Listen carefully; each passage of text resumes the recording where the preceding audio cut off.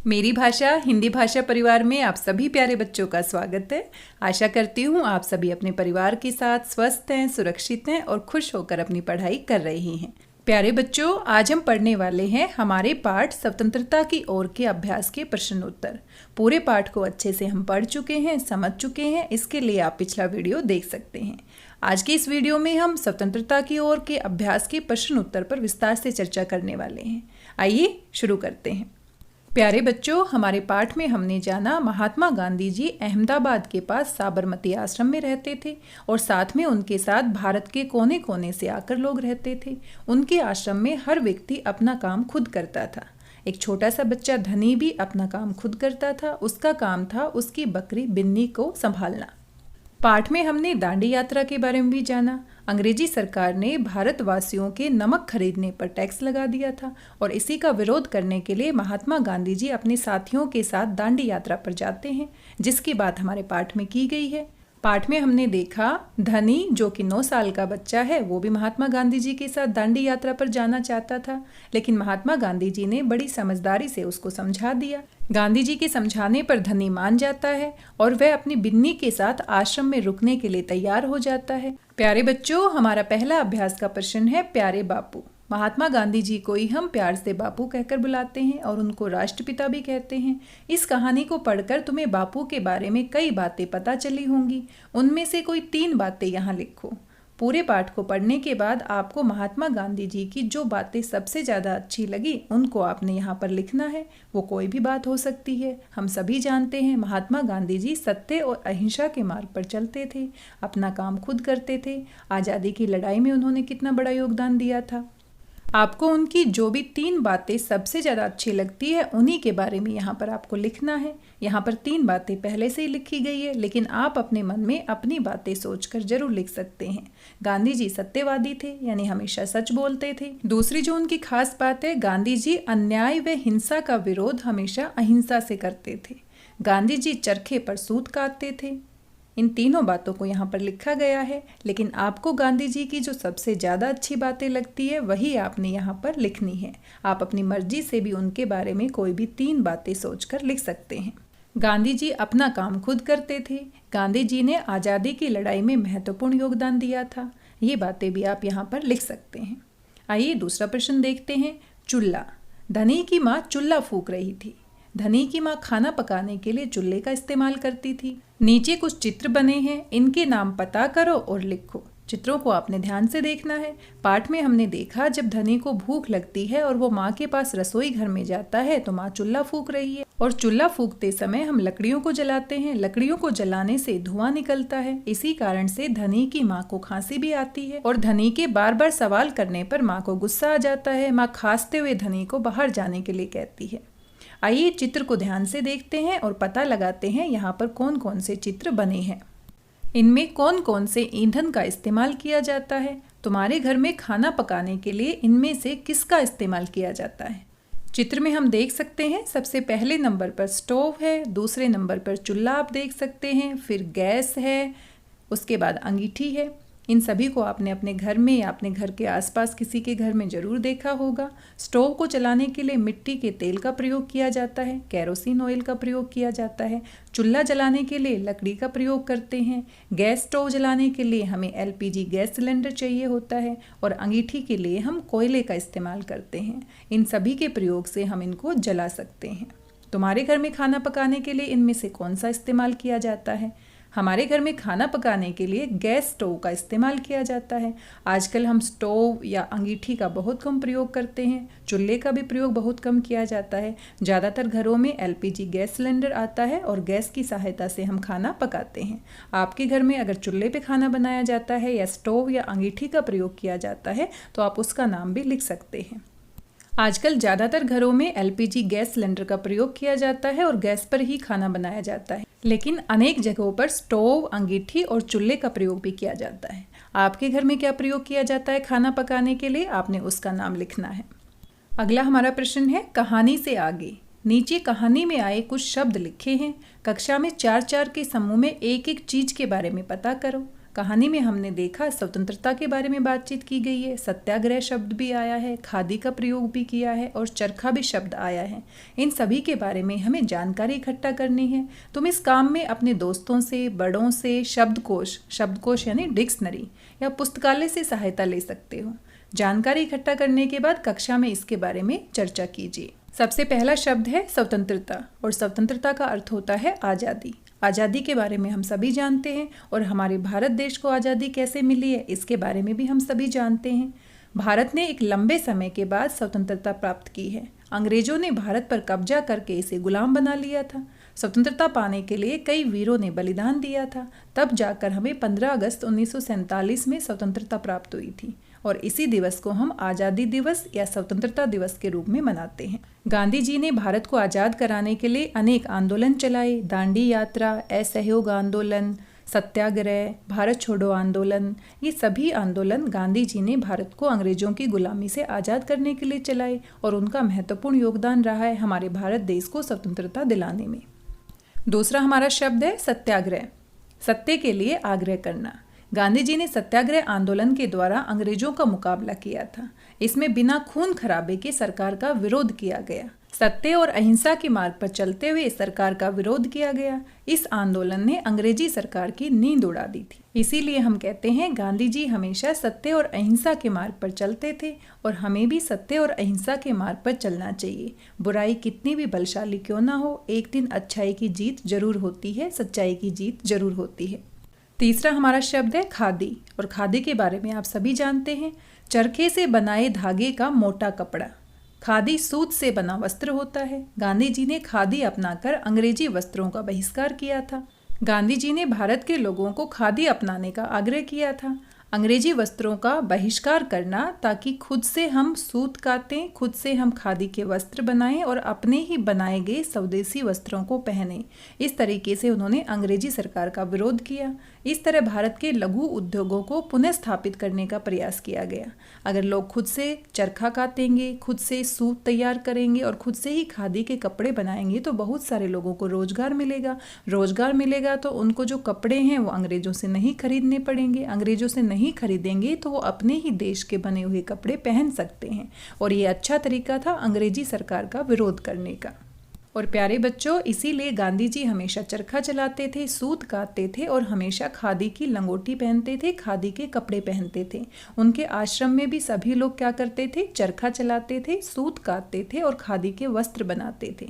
पाठ में अगर आपको ध्यान हो तो आपने देखा होगा धनी के जो पापा हैं, पिताजी हैं, वो भी चरखा चला रहे थे जब धनी उनसे कहता है कि वो भी दांडी यात्रा में जाएंगे। अगला हमारा शब्द है चरखा। आप सभी को पता है चरखा जो है उससे हम सूत काटते हैं और किस तरह का चरखा दिखाई देता है आप चित्र में देख सकते हैं। सूत काटने का लकड़ी से बना यंत्र चरखा लकड़ी से बना होता है, इससे सूत काटा जाता है और सूत की सहायता से, मोटे धागे की सहायता से हम खादी के कपड़े बनाते हैं और खादी के कपड़ों का ही पहले इस्तेमाल किया जाता था। आजकल लोग खादी के कपड़े बहुत कम पहनते हैं। अगर आप खादी के कपड़े खरीदना चाहते हैं तो दुकान पर जाकर आप इन्हें खरीद सकते हैं। आइए हमारा अगला प्रश्न देखते हैं, आगे की कहानी। गांधी जी ने धनी से कहा, क्या तुम आश्रम में ही रहकर मेरे लिए बिन्नी की देखभाल करोगे? धनी ने गांधी जी की बात मान ली। जब गांधी जी दांडी यात्रा से लौटे होंगे तब आश्रम में क्या क्या हुआ होगा? आगे की कहानी सोचकर लिखो। जहाँ पर हमारी कहानी खत्म होती है वहाँ से आगे की कहानी प्यारे बच्चों आपको खुद सोचनी है। जब गांधी जी दांडी यात्रा के बाद आश्रम में आए होंगे तब धनी ने गांधी जी से क्या क्या सवाल पूछे होंगे, किस तरह की कहानी आगे बढ़ी होगी, वही कहानी आपने खुद से सोचनी है और अपनी नई कहानी आपने आगे बनानी है। कुछ इस तरह से आप इस कहानी को आगे बढ़ा सकते हैं। गांधी जी दांडी यात्रा से लौटे तो लोगों ने फूलों के हारों से उनका स्वागत किया। धनी ने भी उन्हें माला पहनाई। गांधी जी ने उन्हें गोद में उठा लिया। वह भागा भागा गया और अपनी बकरी का दूध ले आया। इस पर हंसते हुए गांधी जी ने कहा, चलते चलते थक गया हूँ, अब ताकत लौट आएगी। धनी ने खुश होकर कहा, मैं सुबह शाम दूध लेकर आऊँगा जिससे आप मेरी बिन्नी की तरह मोटे ताजे हो जाओगे। उसकी बात सुनकर सब हंस पड़े होंगे। इस तरह से हमने अपनी कहानी को आगे बढ़ाया है। प्यारे बच्चों, आप भी अपने विचारों से, अपनी कल्पना से इस कहानी को और नया मोड़ दे सकते हैं, यानी आप अपनी खुद की कहानी बना सकते हैं। आगे क्या हुआ होगा? आइए आगे बढ़ते हैं। कहानी से आपको कुछ प्रश्न दिए गए हैं। सबसे पहला प्रश्न आपसे पूछा गया है, धनी ने गांधी जी से सुबह के समय बात करना क्यों ठीक समझा होगा।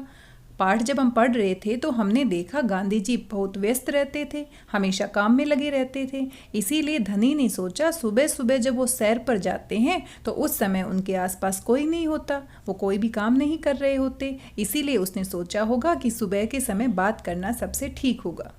आप अपना उत्तर कुछ इस प्रकार से लिख सकते हैं। गांधी जी बड़े व्यस्त रहते थे, उन्हें अकेले पकड़ पाना आसान नहीं था। गांधी जी आश्रम में हर दिन सुबह पैदल घूमते थे, इस समय उनसे मिलना आसान था। इसीलिए धनी ने गांधी जी से सुबह के समय बात करना ठीक समझा होगा। हमारा दूसरा प्रश्न है, धनी बिन्नी की देखभाल कैसे करता था। पाठ में हमने देखा बिन्नी धनी की बकरी है और बकरी की देखभाल करना धनी का काम है। धनी और बिन्नी की बहुत गहरी दोस्ती है। धनी को लगता है बिन्नी उसकी सारी बातें समझती है, इसीलिए धनी अपने मन की सारी बातें बिन्नी से करता है। दांडी यात्रा वाली बात भी वो बिन्नी को बताता है। धनी बिन्नी से कहता है कि सभी मुझे बुद्धू समझते हैं, लेकिन मैं बुद्धू नहीं हूँ, मैं सारी बातें समझता हूँ। धनी का काम था बिन्नी की देखभाल करना। वैसे बिन्नी आश्रम की एक बकरी थी। धनी और बिन्नी एक दूसरे के अच्छे दोस्त थे। धनी को बिन्नी से बातें करना पसंद था। वह बिन्नी को हरी घास खिलाता था, उसके बर्तन में पानी डालकर पिलाता था और उसे आश्रम में घुमाता था। और इस प्रकार से धनी अपनी बकरी बिन्नी की अच्छे से देखभाल करता था। और जब धनी गांधी जी से दांडी यात्रा पर साथ चलने की बात करता है तो गांधी जी उसको यही कहकर समझाते हैं कि बिन्नी की देखभाल कौन करेगा। धनी को बात समझ में आ जाती है, क्योंकि धनी को लगता है उसके अलावा बिन्नी की कोई देखभाल नहीं कर सकता है। इसीलिए वो दांडी यात्रा पर जाने की जिद छोड़ देता है और आश्रम में रहकर बिन्नी की देखभाल करने के बारे में सोचता है। हमारा तीसरा प्रश्न है, ग भाग, धनी को ये कैसे महसूस हुआ होगा कि आश्रम में कोई योजना बनाई जा रही है। धनी को तो किसी ने नहीं बताया कि कोई योजना बनाई जा रही है, लेकिन धनी को ये कैसे मालूम पड़ा कि कोई ना कोई योजना तो चल रही है।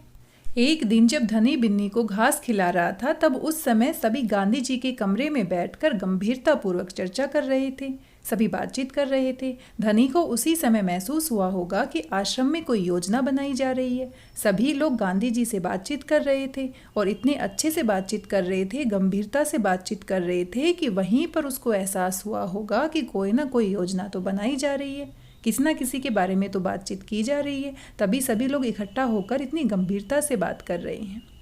प्यारे बच्चों, जब आपके घर में कोई योजना बनाई जाती है, बड़े लोग मिलकर बातचीत करते हैं, तब आपको एहसास हो जाता है कि मम्मी पापा, दादा दादी, घर के सभी लोग बातचीत कर रहे हैं और बहुत गंभीरता से बातचीत कर रहे हैं, तो कोई ना कोई प्लानिंग तो चल रही है, कोई ना कोई योजना तो बनाई जा रही है।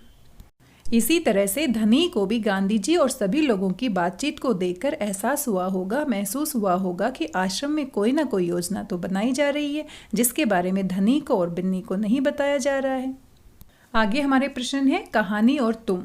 क भाग में आपसे पूछा गया है, धनी यात्रा पर जाने के लिए उत्सुक क्यों था। अगर तुम धनी की जगह होते तो क्या तुम यात्रा पर जाने की जिद करते और क्यों करते।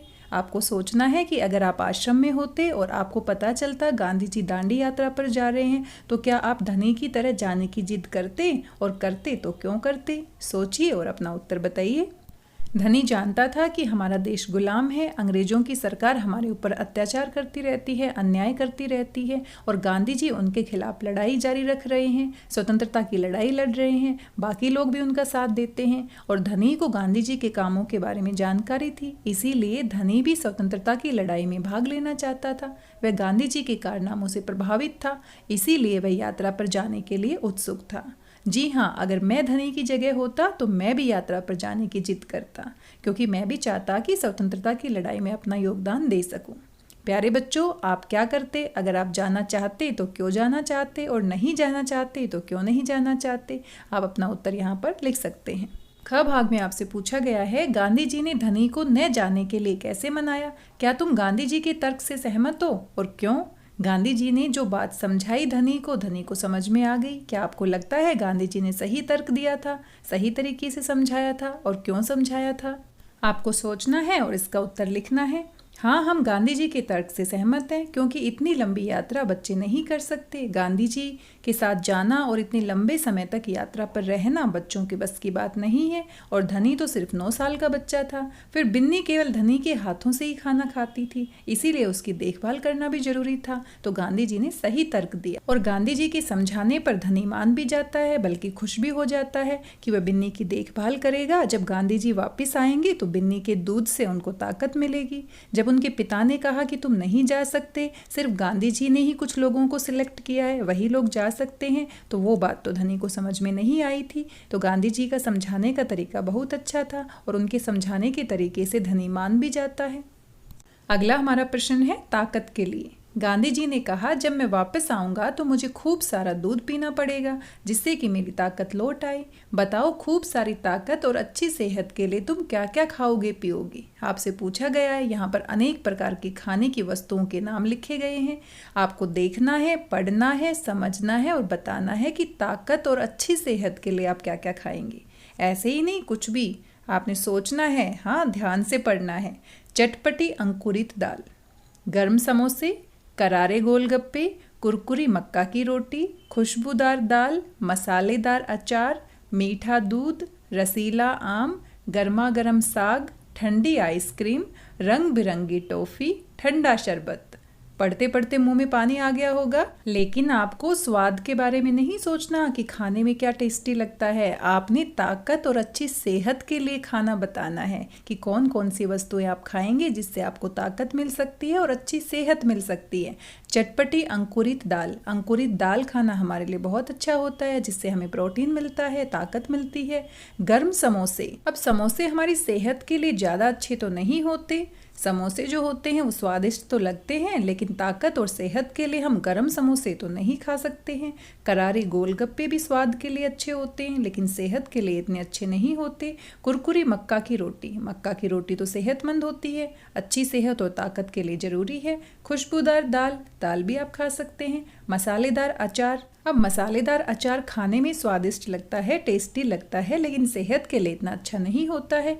मीठा दूध बिल्कुल हमारी ताकत के लिए सही है। रसीला आम भी हमें खाना चाहिए। गर्मा गर्म साग, ये भी हमें खाना चाहिए। ठंडी आइसक्रीम, अब आइसक्रीम भी टेस्टी लगती है, स्वादिष्ट होती है, लेकिन ये हमारी सेहत के लिए इतनी अच्छी नहीं होती है। रंग बिरंगी टॉफ़ी भी हमें स्वादिष्ट लगती हैं, टेस्टी लगती हैं, लेकिन सेहत के लिए तो अच्छी नहीं है। ठंडा शरबत हमें जरूर पीना चाहिए। शरबत हमारी सेहत के लिए अच्छा होता है। इसलिए प्यारे बच्चों, हमें सेहतमंद खाना ही खाना चाहिए, जिससे हमें ताकत मिलती है, हमारी सेहत अच्छी होती है। हमें फास्ट फूड और जंक फूड को नहीं खाना चाहिए। ज़्यादा फास्ट फूड खाने से, जंक फूड खाने से हमारी सेहत बिगड़ भी सकती है, हम बीमार भी पड़ सकते हैं। इसलिए वो जंक फूड जो होता है, खाने में टेस्टी तो बड़ा लगता है, पानी भी आ जाता है मुंह में, लेकिन वो हमारी सेहत के लिए अच्छा नहीं होता है। इसीलिए हमें स्वादिष्ट, अच्छा और सेहतमंद खाना खाना चाहिए। जंक फूड और फास्ट फूड से दूर रहना चाहिए, ताकि हमें ताकत मिल सके और हमारी सेहत भी अच्छी रहे। आइए अगला प्रश्न देखते हैं। विशेषता के शब्द। विशेषता क्या होती है? जो किसी व्यक्ति, वस्तु के गुण और दोष के बारे में बताते हैं, उन्हीं को हम विशेषता वाले शब्द कहते हैं। इनके बारे में आप पहले भी पढ़ चुके हैं। अभी तुमने जिन खाने पीने की चीज़ों के नाम पढ़े, उनकी विशेषता बता रहे हैं ये शब्द, जैसे चटपटी, मीठा, गर्म, ठंडा, कुरकुरी आदि। नीचे लिखी चीज़ों की विशेषता बताने वाले शब्द सोचकर लिखो। आपको एक नाम दिया गया है, उसके आगे आपने उसकी विशेषता बताने वाला शब्द लगाना है। हलवा कैसा हो सकता है? गर्म हलवा हो सकता है। पेड़ कैसा हो सकता है? घना या लंबा पेड़ हो सकता है। छायादार भी आप इसके आगे लगा सकते हैं। नमक कैसा हो सकता है? सफ़ेद नमक। चींटी कैसी हो सकती है? लाल चींटी या काली चींटी, आप उसका रंग भी बता सकते हैं, रंग भी विशेषता वाला शब्द होता है। पत्थर कैसा हो सकता है? छोटा या बड़ा हो सकता है, छोटा पत्थर या बड़ा पत्थर। कुर्ता, सफ़ेद कुर्ता हो सकता है, ढीला कुर्ता हो सकता है। चश्मा, काला चश्मा हो सकता है। झंडा, सफ़ेद झंडा हो सकता है, तिरंगा झंडा हो सकता है। इस तरह से इन सभी शब्दों के आगे हमने विशेषता बताने वाले शब्द लगाने हैं, जो इनकी कोई ना कोई खास बात बताते हैं, या तो गुण के बारे में बताते हैं या दोष के बारे में बताते हैं। और प्यारे बच्चों, विशेषता बताने वाले शब्दों को ही हम विशेषण कहते हैं। जैसे नाम बताने वाले शब्दों को हम क्या कहते हैं? संज्ञा कहते हैं। ऐसे ही किसी की विशेषता बताने वाले शब्दों को हम क्या कहते हैं? विशेषण कहते हैं। अगला हमारा प्रश्न है चांद की बिंदी। नीचे लिखे शब्दों में सही जगह पर या तो आपने बिंदु लगाना है या फिर चंद्र बिंदु लगाना है। धुआं, कुआं, फूंक, कहाँ, स्वतंत्र, बांध, माँ, गांव, बंद गोभी, इंतजार, पसंद, ये हमारे सही शब्द हैं, लेकिन यहाँ से हमने बिंदी और चांद बिंदु को हमने गायब कर दिया है। आइए पहले समझने की कोशिश करते हैं कि बिंदु और चंद्र बिंदु को कहाँ लगाते हैं। इन्हीं को हम अनुस्वार और अनुनासिक भी कहते हैं। अनुस्वार क्या होता है? जो बिंदी लगती है उसी को हम क्या कहते हैं? अनुस्वार। जब आपने हिंदी वर्णमाला पढ़ी थी तो आपने अंग से अंगूर पढ़ा था। अंग के ऊपर अ के ऊपर जो बिंदी होती है उसी को हम क्या कहते हैं? अनुस्वार। जब किसी वर्ण का उच्चारण करते समय हवा केवल नाक से निकलती है, जो बिंदु हम लगाते हैं उसकी जो आवाज़ है, उच्चारण जब हम करते हैं उसको बोलते हैं तो नाक से हवा निकलती है, तब उसे लिखित रूप में दिखाने के लिए हम ऊपर बिंदु लगाते हैं। इस बिंदु को ही हम क्या कहते हैं? अनुस्वार कहते हैं। जैसे हंस, ह, स और ह के ऊपर हमने बिंदु लगा दिया तो इसकी आवाज़ कैसे आएगी? हंस। जो बिंदु है वो न की साउंड देता है, न की आवाज़ निकालता है। और कहाँ से आती है ये आवाज़? हमारे नाक से आती है, हंस। इसी प्रकार से बंदर, बंदर पे जो ऊपर बिंदी है उसको ध्यान से बोलकर देखिए, बंदर, न की आवाज़ आती है नाक से। मंगल, न की आवाज़ आ रही है नाक से। इन सभी शब्दों में ऊपर बिंदु लगा है, इसी को हम क्या कहते हैं? अनुस्वार, यानी अंग की बिंदी होती है। इसी प्रकार से हम चंद्र बिंदु लगाते हैं। जब किसी वर्ण का उच्चारण करते समय हवा नाक और मुंह दोनों से निकलती है, बिंदु लगाते हैं तो सिर्फ हमारी हवा कहाँ से निकलती है? नाक से। लेकिन जब नाक और मुंह दोनों से हवा निकलती है तो वहाँ पर हम क्या लगाते हैं? चंद्र बिंदु लगाते हैं। और इसी को हम क्या कहते हैं? अनुनासिक भी कहते हैं। जैसे चांद, गांव, बांसुरी, जब आप बोल के देखेंगे तो आपको पता चलेगा कि हवा हमारी नाक और मुंह दोनों से निकल रही है। इन्हीं को हम क्या कहते हैं? अनुस्वार और अनुनासिक, बिंदु और चंद्र बिंदु। अब हमारा ये शब्द बोलकर देखते हैं। धुआं, इसको क्या बोलेंगे? धुआं। लेकिन ये होता क्या है? धुआं। धुआं यानी कि नाक और मुंह दोनों से आवाज़ आ रही है, तो यहाँ पर क्या लगेगा? चंद्र बिंदु। कुआं, कुआं नहीं होता है, कुआं, यानी चंद्र बिंदु लगेगा।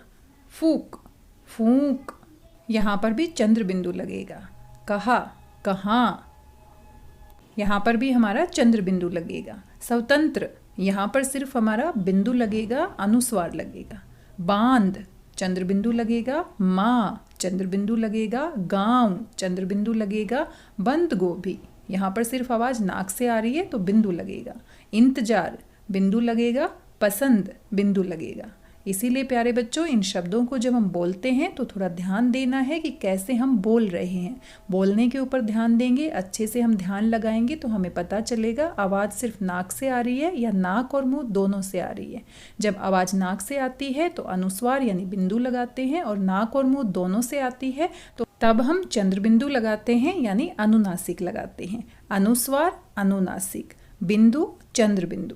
प्यारे बच्चों, आगे से जब आप कोई भी पाठ पढ़ेंगे तो इन शब्दों के ऊपर विशेष ध्यान देंगे। जहाँ पर बिंदु आता है, चंद्र बिंदु आता है, वहाँ पर आवाज़ को आप ध्यान देकर बोलने की कोशिश करेंगे कि कैसे बोला जा रहा है। आगे देखते हैं किसकी जिम्मेदारी। धनी को बिन्नी की देखभाल करने की जिम्मेदारी दी गई थी। इनकी क्या क्या जिम्मेदारियाँ थी? पूरे पाठ में माँ क्या काम करती थी, पिता क्या काम करते थे और बिंदा चाचा क्या काम करते थे। आपको इन तीनों की जिम्मेदारियों के बारे में बताना है। जैसे आप बच्चों की जिम्मेदारी क्या है? अच्छे से पढ़ाई करना।